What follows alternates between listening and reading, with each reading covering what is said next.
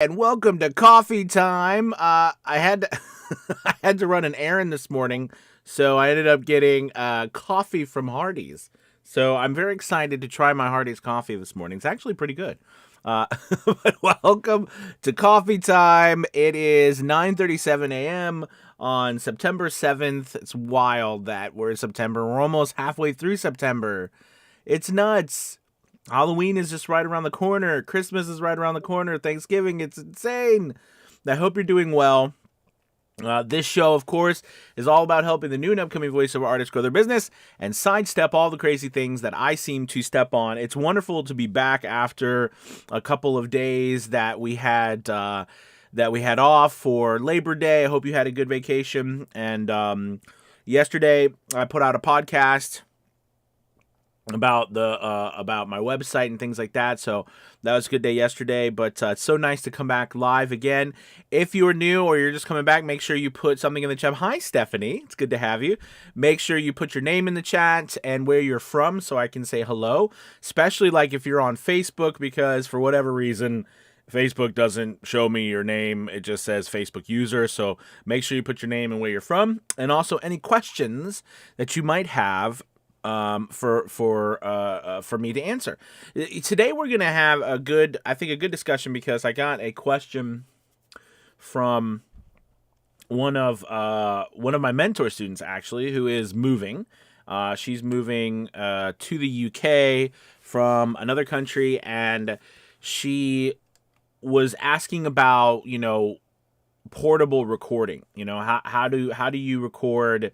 What's the best equipment to get when you're going to be, somewhere other than your main studio? What's the best area, and things like that, and especially when you don't have a designated space per se. So we're going to talk about that today, and I think everybody should have something prepared for when they go on the road or they go to record. It's actually pretty good coffee.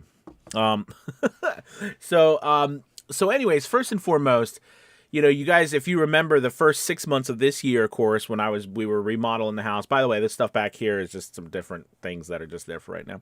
So sorry about that in the camera shot.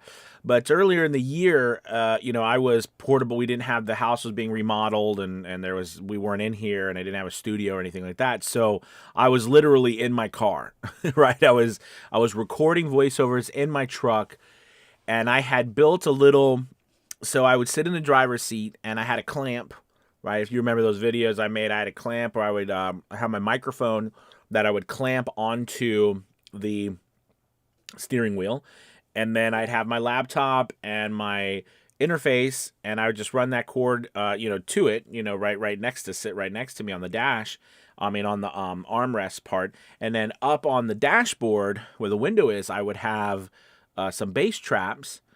Okay, that I have some big bass traps that I could put that fit right into the dash, almost, you know what I mean? And I was able to create a almost like a little tunnel that I could speak into.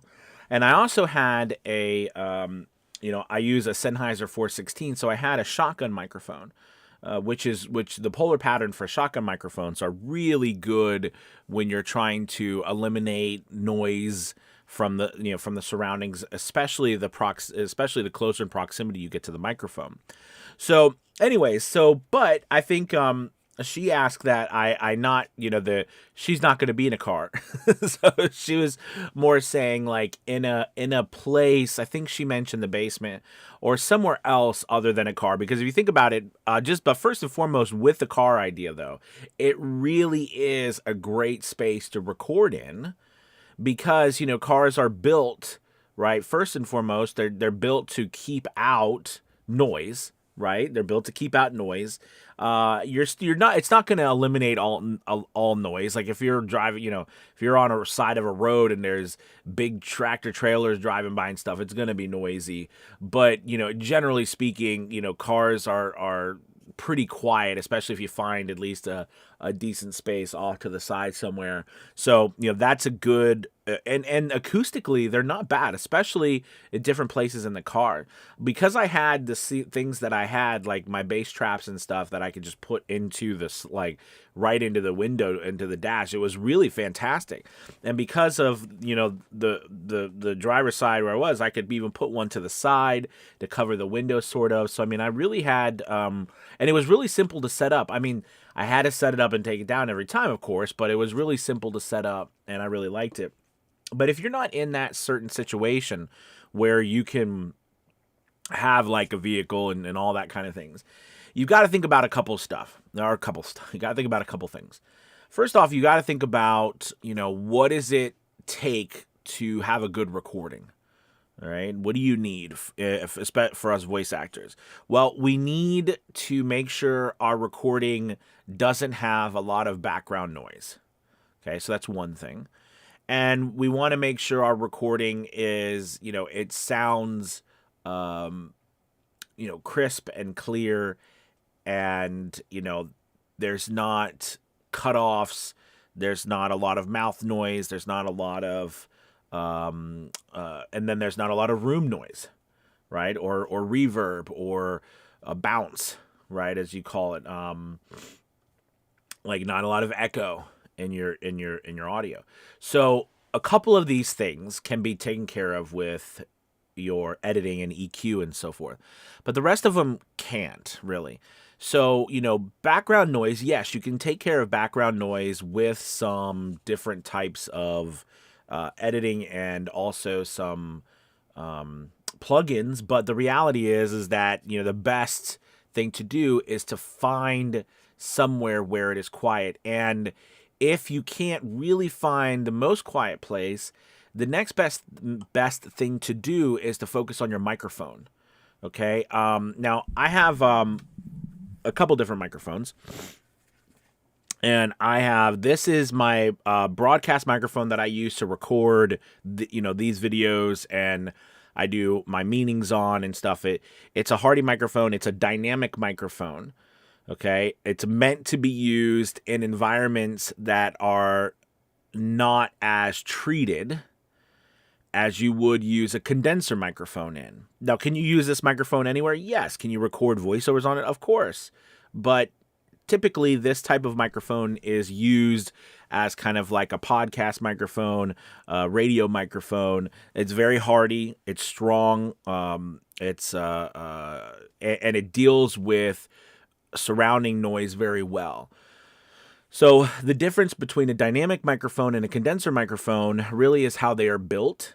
But in the end, inside a dynamic microphone, when you speak, the dynamic microphone, it's harder. It's harder to make the diaphragm inside vibrate.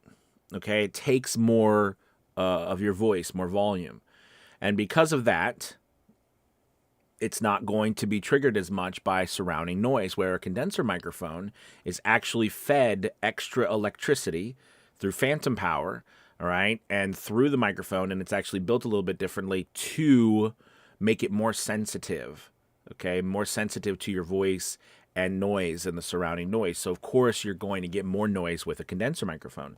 So the first thing you want to do, I think, in eliminating noise is look at the microphone that you have and really work towards getting a dynamic microphone. Dynamic microphones are traditionally a little bit cheaper than condenser microphones, although now they come in all prices.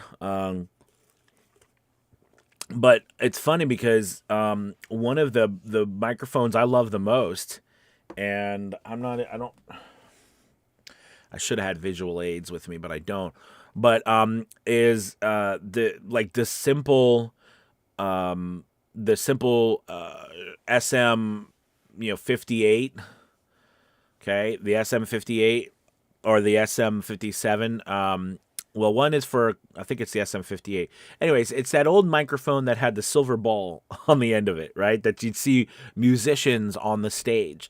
And the reason why it was, and they're still used for live stage performances, is because they do a fantastic job of eliminating background noise, and that the musician or the person speaking to it has to get really close to the mic in order for it to pick up noise. which is actually really, really good if you're in a situation where you are trying to eliminate background noise. Okay, so that's one microphone. But of course, dynamic microphones in general, like this microphone is good. The SM7B, all right, from Shure. That's another podcast microphone. That one's about $399 or something like that. This one's like 439, 459. I'm not sure what this one's a little bit more expensive, but both of those are good. But the SM58, I can't remember, it's 57 or 58, but anyways, you'll know the difference because one of them's a straight black mic that has no silver ball on the end, and then the other one's a black mic that has a silver ball on the end. So like you'll be able to tell which microphone is which for vocals, and one's for the guitar. Can you use the one for instruments? Sure, but you want to use the one for vocals. That one's usually between $99 to $199. It's a great microphone. It's a microphone that like everyone has or should have, or like it's everywhere. It's been around forever, right? And rightly so. It's still viable today. It's that good of a microphone.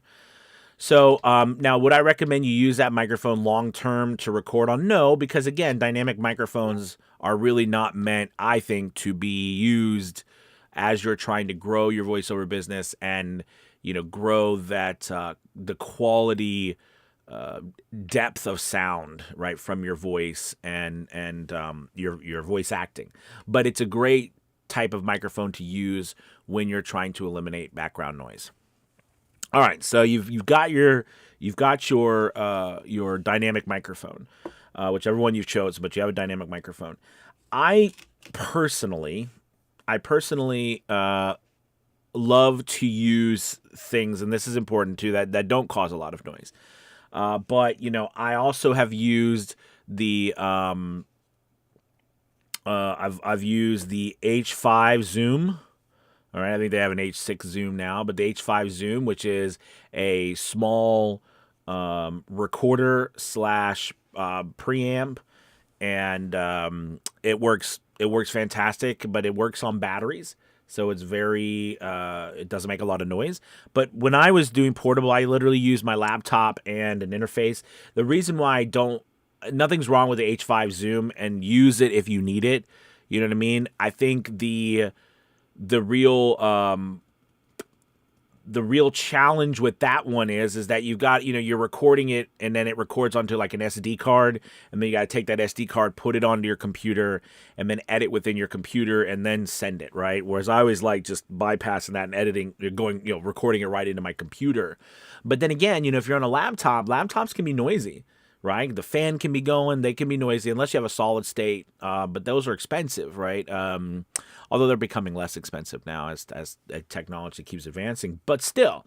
But the H5 Zoom is pretty good. It's a couple $100. It's not cheap, but it's a good. It's a nice setup. I have one. I like to have it as a backup just in case, and it's all quiet because it's run by batteries. Okay, so that's another thing in your chain that you could use, and you use headphones to listen to that. In order to find the right gain to use on the volume of that one. But I like to use my interface and a laptop. Now, when it comes to your space, okay, and it comes to wherever you are, how do you mitigate the noise or the room tone? So first and foremost, all right, if you're portable, I want you to think of, you've got to use everything that you can to make your sound work. One of the biggest things that no one ever really talks about is yourself. Your body, all right, all of that. That's important. And where this comes in is the proximity to your microphone. So if you think about how far away we are from our microphone, the further away I get from my microphone, okay, I'm going to get quieter, of course. I'm going to try to be a little louder, but the further away I go from my microphone, the more my voice goes all over the room, and it bounces off everything and comes back to the microphone. So the worse sounding, the more room tone, the more bounce you're hearing. Okay? The closer I get to my microphone, the less that you're going to hear from the room. You're going to hear less. Now, it's important to note that the closer I get to the microphone, you're going to hear less of that room because my voice literally is traveling like that far to the microphone. So it's not going to be picking up a lot of extra room tone. However, what I have to do because I'm so close to the microphone is I have to lower my volume a little bit. Okay? I can still talk. I can still be emphatic. I can still do all these things, but I can't be shouting. I can't be very loud, and I have to watch my dB levels so that I don't overload my system. So that's when I talk about proximity, using yourself as the first tool in your kind of arsenal to block any, wall bounce is really important. From there, you have to think what is directly in front of you. Now, this is always a challenge I had, and that was, what do I read? Like, so let's say, I'm trying to do a voiceover, right? And I've got the microphone right here.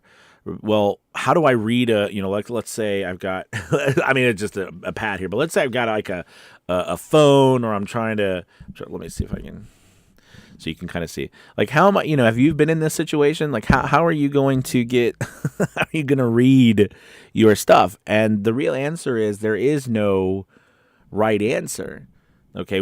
Especially when you're portable, you have to do the best that you can do, especially when we are trying to limit how much extra room bounce we're getting into the microphone via our proximity. So the best thing to do is to use something like, see if I got it, something like your phone, right? Where you can sit here and do this. Remember, this is portable. This isn't something that we want to do forever because it would become, tiring. But if I had something like this, I can do it like this. I can read it like this. But my goal is to keep my mouth very close to this. Now, one of the challenges you're going to run into is pops. Pops are going to be challenging because you're so close. How I mitigate my pops is I'm always at a 45-degree angle like this, so that the plosives that come from pops are usually heading forward, not into the microphone, even though since the microphone is right here, it's still getting my voice, but my voice is going this way. When you're in a space that you're trying to mitigate that room bounce, it's better to be straight on to the microphone. So you might want to invest in a pop filter. That will help a little bit, but even pop filters don't help completely. So that's just something that, you're going to want to look into. Okay. So at this point, right, you have this space right here. Now, I like something like this. This is these are bass traps. You can get them off of Amazon. They're super cheap. And I can take this, right, and I can start to get this in front. I know it because I don't say, but I can get this in front of my, front of my microphone. I can get this in front of my mouth and what I'm saying, so that I can create a little barrier that when I speak and my vocals go forward, they hit this thing right here. Okay, that absorbs it, so that they don't go. It's harder for them to go through it and bounce back. You see what I'm saying? Because remember, when we talk, our voice is going to go forward, it's going to bounce, it's going to go back, and then bounce off behind us and come back forward.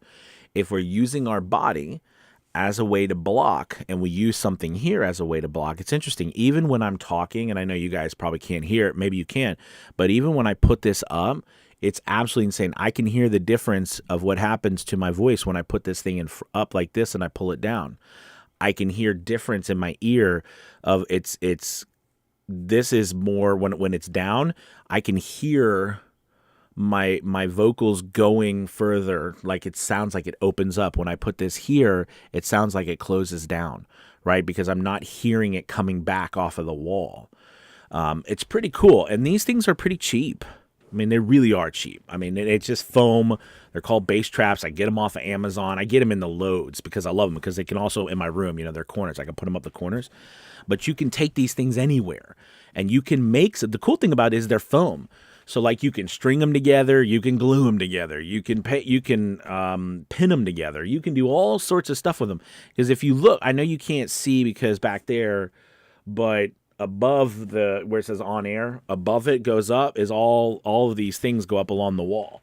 Do you know what I mean? I'm trying to think if I could maybe. You kind of see it up there, right? So anyways, so that's kind of that's I don't know, now it's all crooked. Look, I try to do something nifty and the camera goes all crooked on me. All right. Well, anyways, there we go. So using this piece, okay, something like this, you don't have to make this complicated. All right. Now, of course, I'm holding, this is being held up by a boom arm. Okay, that's attached to my desk. Typically, you're not going to, probably in a portable situation, you won't have just a really nice boom arm. Like this is a $150 boom arm that's attached to my desk. You might have a $15, $20 portable boom arm portable mic stand, right? That has a boom arm on it, which I love. I love those too. I have one in my booth. And that's very simple to move around, especially if you're in a space, right? So, and even with your boom arm, you can attach these things. Like if you think about, a pole going up, and by the way, you can I want you to think beyond what is generally happen. You can even drill a hole through here and have this go up inside your mic stand. Or better yet, a lot of these, this one doesn't come with it, but a lot of them have a hole, like a slit here, right? Where there's a slit and it goes to about this far in which case you open it up and you can put it on a pole. You know what I mean? So this goes up a pole and then you create your own little barriers there.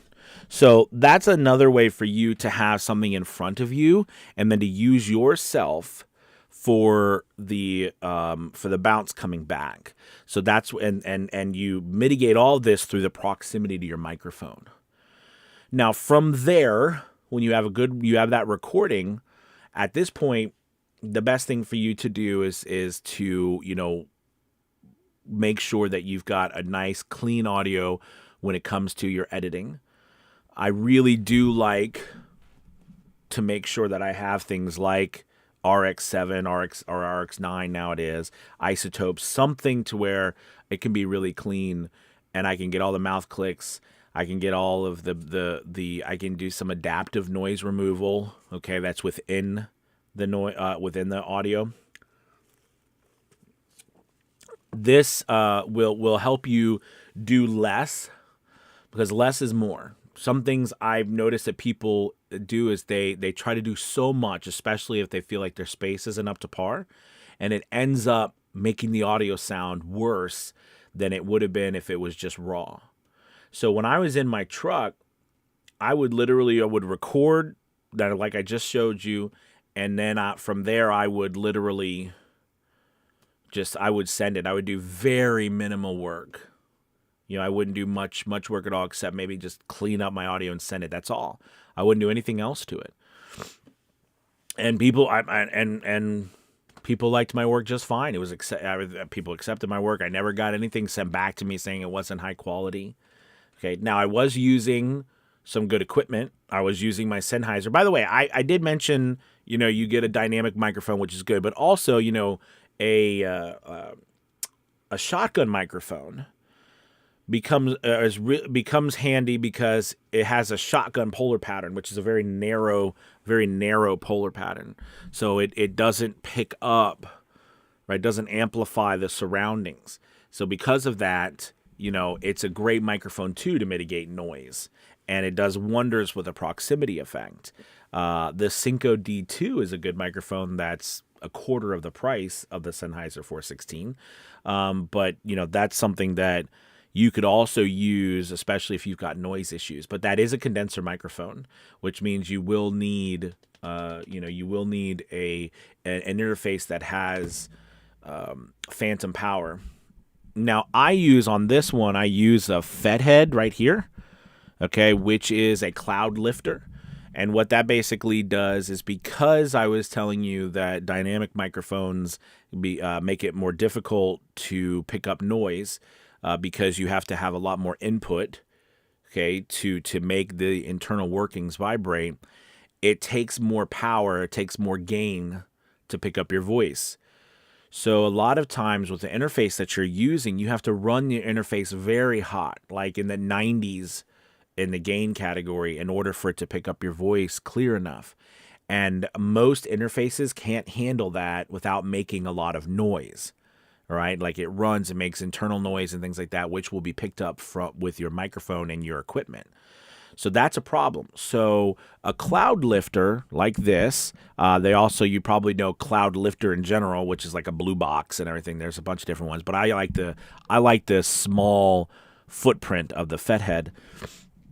What it does is it allows you to run phantom power through your microphone, through a dynamic microphone, which doesn't use phantom power, to boost the signal. So oftentimes it will reduce your gain requirements by like 40 or 50%, right? It's pretty insane, so that you still can, what that allows you to do then is that instead of your gain running at 90%, it's running more at like 40, 45%, which will then not tax your interface or your interface so hard, so there won't be that noise.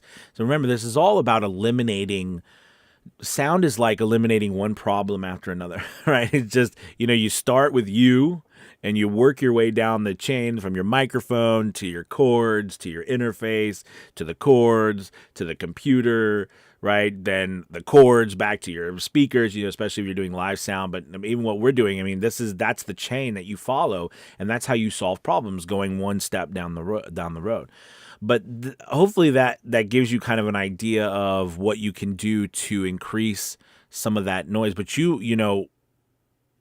it will eliminate that interface noise and give you the ability to record a lot easier. But they're expensive. They're like between $100 and $200 too. So I will say this stuff isn't. Can you do things a little bit cheaper? You can always try. This wasn't. I didn't think this was too expensive. I think but if you had gotten a $100 microphone, depending on if you already had an interface, if you already had a computer, like if you're buying all this stuff from scratch, trying to make a portable, suit without any setup already, you know what I mean? Then that's going to cost your computer. These things are going to cost you some money, but you should have a lot of these things already. So, anyways, this was a good cover. This is like we were last night in a VO's Journey Elite Academy. I was live in the Discord like this, and I just get carried away talking about these things, and hopefully this was helpful. Just like I was chatting away last night. We were talking about websites and growing our own websites for our business. But anyways, go ahead and hopefully this was helpful.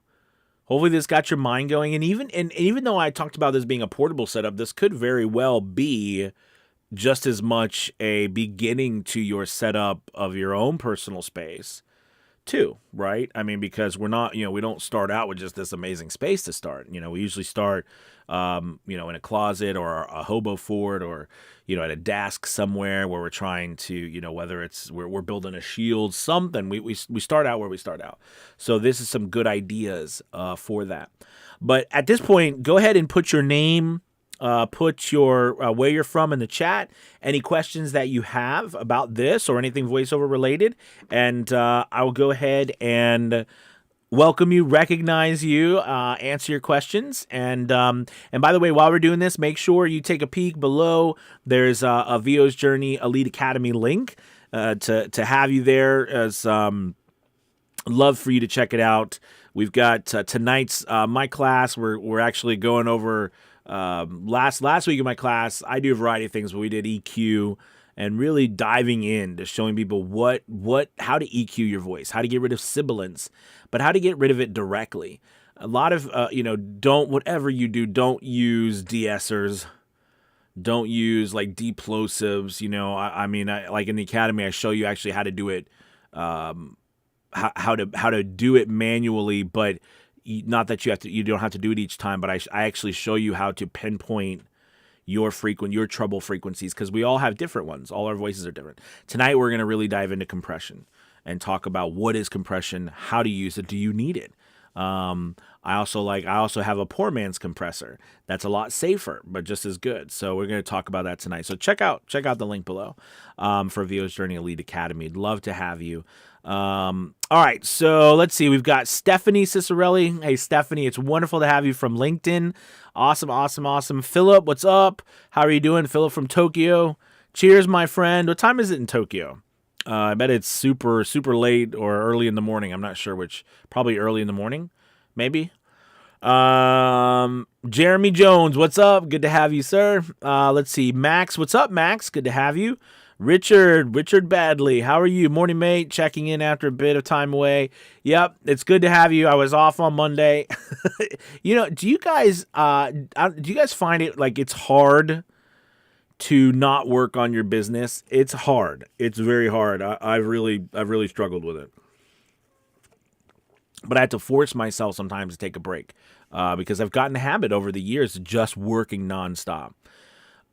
Let's see. Thanks, Anthony. Fifi on the move. Bye from Portugal. Absolutely. You are most welcome. Welcome. Hopefully this was helpful. Let's see. Max says, when do you normalize your audio? After EQ or at the end of processing? Max, I never normalize my audio. Ever. I don't like normalize. I'll tell you why. Normalize itself, to me, is flawed. And what I mean by that is, unless you have a piece of audio that is highly compressed and is equally standard across the board, meaning you don't have a lot of highs or lows or anything, whenever you normalize something, the highest peak in your waves, they will only ever go up a little bit, in which case the whole point of normalizing your audio is to raise the volume, to raise the overall level of the dB. And if you have a peak, let's say you're trying to normalize to -3 and you have a peak at -2.1, and the rest of the audio is, around, a lot lower, right? So if you go to normalize to -3, what is that going to do? That's actually going to lower your audio. It's not going to raise it, because it's always taking the highest peak and just getting it to that point, and then that's it. So most of us don't, and I wouldn't recommend this either, compress our work so much that it's like a flat line on top and on the bottom. Okay? And then if we normalize, it brings up all of the audio, but that's not 99.9% of what we do, and I don't recommend you do that. Okay, so I don't use normalization because it just simply doesn't work. What I like to do is I like to use input boosts with a simple limiter or a hard limiter that limits like if you're in Reaper, it's called a brick wall. They call it a bunch of different things, but basically what it means is I want to boost the overall audio by a couple of dB, but I don't want it to go over -1 or -2 or -3 or something. But I want to boost all of the audio, not just a little part of it. You see what I mean? So that's why I don't use normalization, because quite honestly, it sucks 99% of the time. That's just my personal opinion. Unless you have a file, again, that is very streamlined on the top and bottom, that's very even, so that the entire file raises up. Okay, but do I raise, when I raise the audio, or I raise the volume from, first off, I record, so to answer your question too, I record between -12 and -6 dB. This is really important to get a good volume while you're recording. A lot of people don't like to record that loud because they get a lot of background noise. Okay, but that's something that you have to, that we were talking about today a little bit, but you've got to fix. But -12 to -6, you average while you're speaking, you use your meter. That will really help you to get a good volume already. And then I will, at the end, after doing everything, I will finally raise the volume to the place that I want it to be. Okay, if you raise the volume or the dB level of your piece in the beginning, and then you start working on it, you're going to end up having to raise it again or lower. You're going to have to do all this stuff to it. We want to do the least amount of work to our work as possible. Right? We want to destroy. We call it. We don't want to destroy our work, right? We want to do the least amount of damage to our audio. So the less that you can modify your work, the better. Okay. So in this case, I wait till the very end to finish raising the audio, but I usually don't need to raise it very much because I've already recorded at the level I want to record at. Does that make sense? But it's a good question. And a lot of people, normalize is thrown around out there so much, but it really, use, common sense. If you've used Normalize, you know exactly what I'm talking about. It's a pain in the butt, and it doesn't really work the way we want it to work. Normalized is not, it's not worked unless it's worked really on heavily compressed things. Okay. That's why I like input boosts with a limiter, right? Or a brick wall, something that stops it from going over a certain level, but it will raise the whole piece regardless of what the peaks are in your wave files. Okay.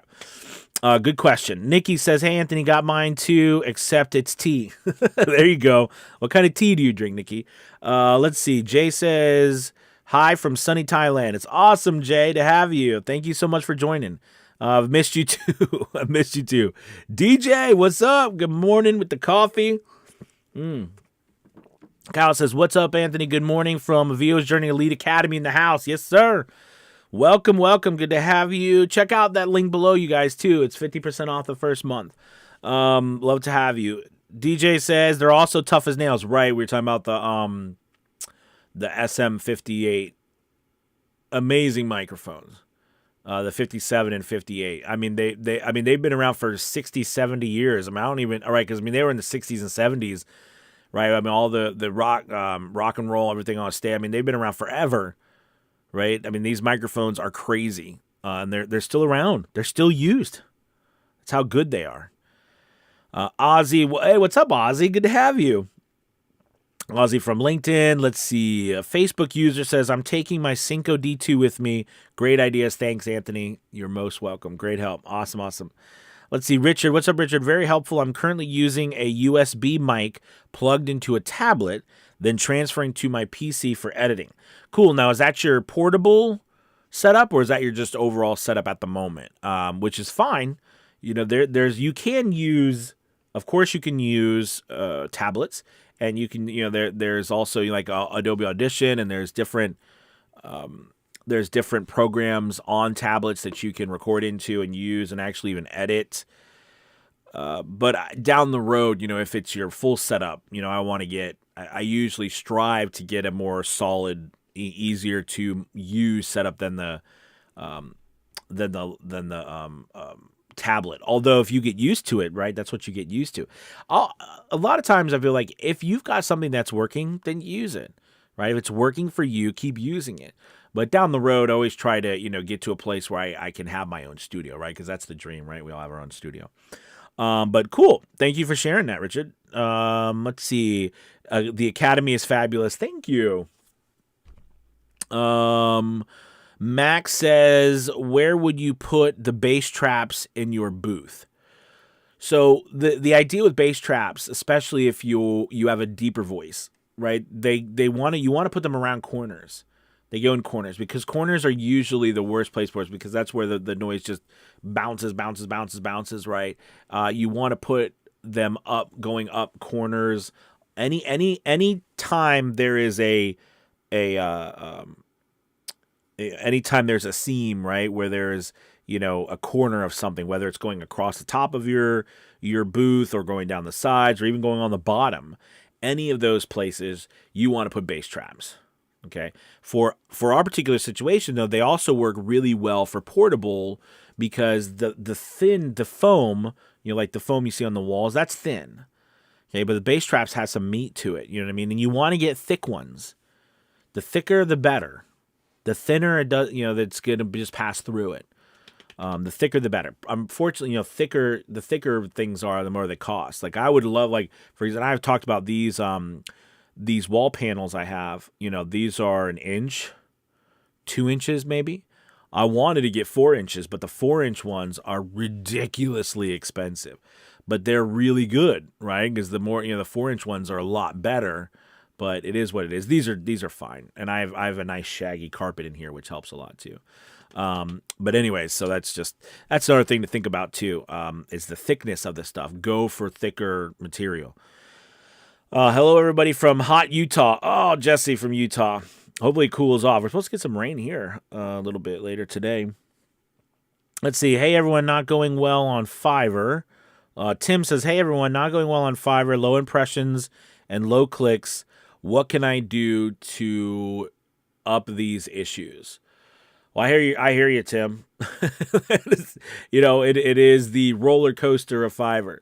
But listen, when it comes to impressions, off of just the main thing that you have control over is you have control over your title, you have control over your tags, you have control over your description when it comes to impressions, right? So those really are the only things that you have control over at this moment to make a change. I don't know how far along you are in your business, but like something that I've experienced, right? When if you do a late delivery or you can't answer on time, or you get a bad review, these things can affect your ratings, which affects your impressions. But if you're just starting out or you don't have a lot of that, the title and tags is the only thing that you really have control over.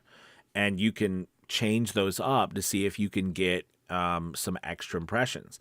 Now, when it comes to clicks, the clicks have a couple things, right? A click is when someone actually clicks through to your account, not if they click to listen to your demo, which means that what counts for a click is your picture, your thumbnail. Someone's got to stop. Remember, the very first thing anyone has to do is be able to find you, right, with an impression. But once they find you, you got to stop them and entice them with your picture so they click on it.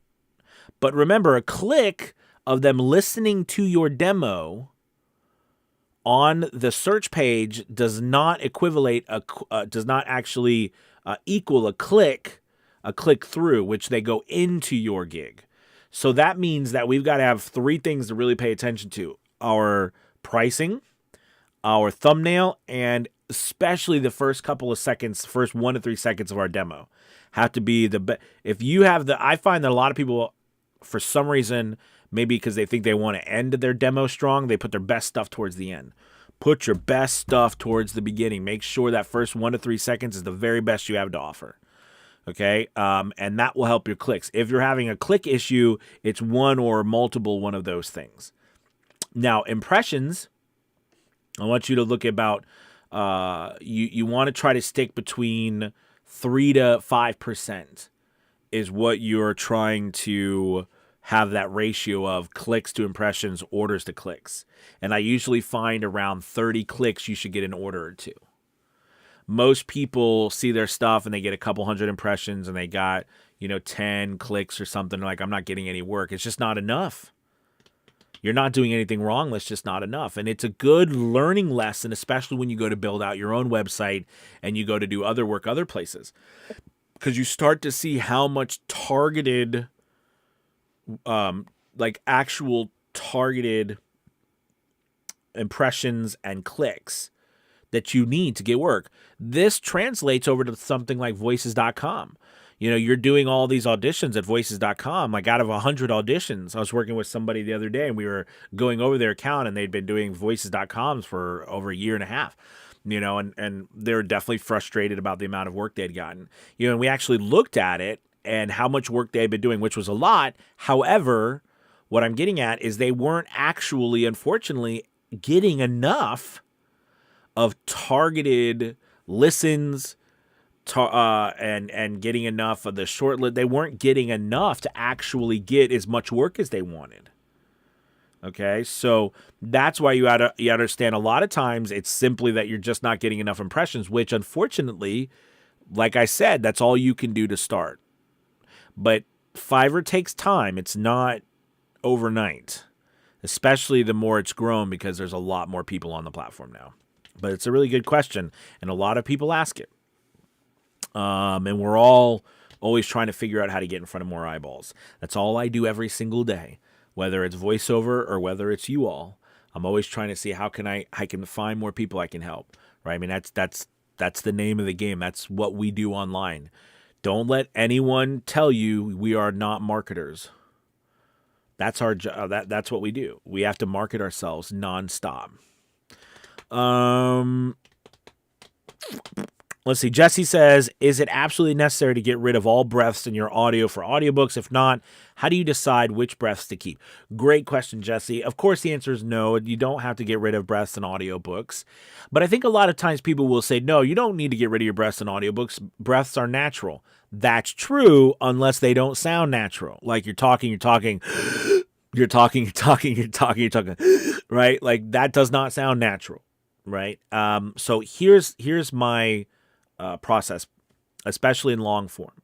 Short form, we don't usually want breaths. And the reason why we don't want breaths in short form is because it's usually taken up with music, effects, pictures. Breaths take away from everything else that's going on. So we don't usually like breaths in short form. Long form, they're okay because breaths actually act as a buffer in the silence, even though silence is great too sometimes, but they offer almost as music in between lines. But here's how you can tell whether you should get rid of a breath or not. If you're listening to your audio and you're listening, and then it comes time for you and you hear a breath, if that breath rips you out of your suspension of disbelief, meaning like all you're thinking about, wow, that breath was just like you're thinking about that was just overwhelming comparative to your narration, that breath needs to be reduced or it needs to go down or go away. But what you can do to mitigate this is you've got to practice. You've got to start to train yourself to breathe lighter. One thing that will help you tremendously, that might seem a little odd, that would help you, but it will, is to learn to read ahead, right? Learn to read ahead. If you learn to read ahead, you're not going to be as out of breath while you're reading. And if you know what I'm talking about, those people who are struggling doing long form narration, sometimes it's hard to breathe and we have to take these massive breaths. But a lot of that is because we don't know what's coming far enough ahead, and our brain makes us take a breath because we just don't know. So, and to read ahead will allow us to feel more confident about what's coming next when the end of the sentence is. Learn to breathe a little bit, lighter too. Now, in the end, all that fancy Nancy stuff, you might still need to go in there and deal with some breaths. So, it really will boil down to, does a breath rip you out of that suspension of disbelief? Am I listening to the story and then I hear a breath and I'm thinking, why did they breathe like that? We don't want that to happen.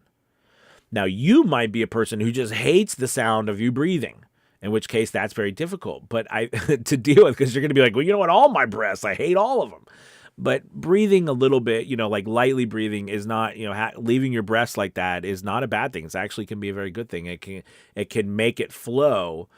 But if your breathing is very off and it feels weird and it sounds awkward while you're listening to it, for the time being, you might have to get rid of them or reduce them. So I hope that helps. It's a challenge. It's something to practice. Let's see. Max says, great advice. Thank you. Thank you, Max. Max says, great advice. You're writing the script for me, Max. I love it. Overall setup at the moment, getting too much PC noise. We'll have a dedicated studio space next year, but have to move islands first. New Zealand has North and South Islands. Gotcha. Cool. Nancy. Hey, Nancy. Good morning from VO Forever Young in South Dakota. Hi, Nancy. Good to have you. Have you ever used voice123.com? Absolutely. I've gotten work from voice123. Rolf Vetterman is the CEO there. I've had him on the podcast, interviewed him. They were bought by Backstage recently, right? Within the last 6 months or so. Was it? It's been six months or 8 months. Can't remember exactly when. I do feel like since they were bought by Backstage, it kind of seems a little chaotic over there. I don't really, they're I think they're trying to find themselves again in that atmosphere. So listen, Voice 123 has always wanted to be more of a connector, not a not a an intermediary. So what I mean by that is they basically wanted to just literally connect people and then let you deal with it. Right? They don't care how the payment goes down. They don't care whether you talk to people on or off the platform.